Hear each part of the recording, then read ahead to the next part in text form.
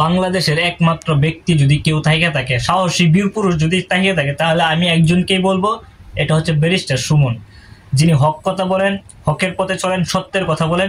আর সবসময় একটা কথা কি জানেন, সত্যের জয় কখনো বিফলে যায় না, সত্যের জয় একদিন না একদিন হবে। কারণ ব্যারিস্টার সুমন তিনি এমপি হয়েছে মানে নিজের পাওয়ারে, নিজের ক্ষমতায়, সততা দিয়ে, সততা দেখাইছে, গ্রামের মানুষ তাকে পছন্দ করছে।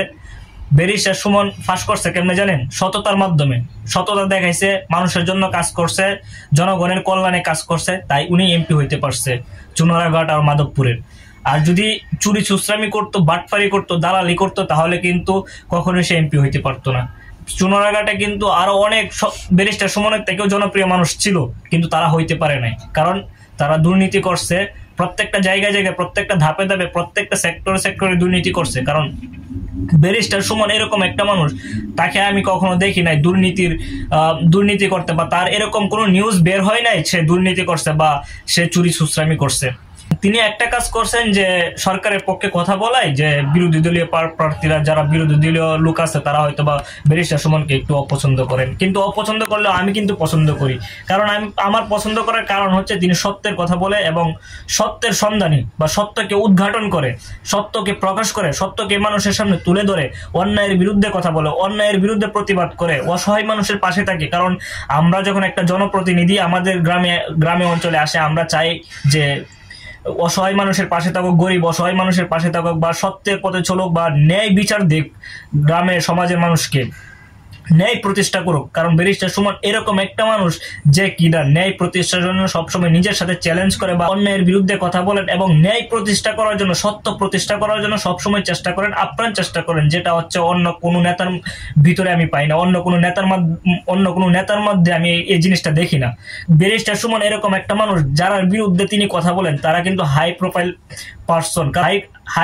পার্সনের বিরুদ্ধে কথা বলার মতো সাহস লাগে, যেটা কিন্তু ব্যারিস্টার সুমনের মাঝে আছে। তাই কিন্তু তিনি কথা বলতে সাহস পায়।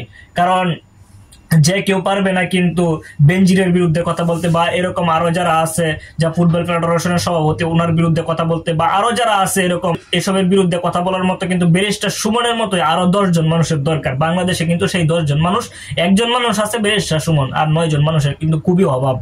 এটা নাই বিএনপিতে, নাই আওয়ামী লীগে যারা আছে বেশিরভাগই চুরচুট্টা।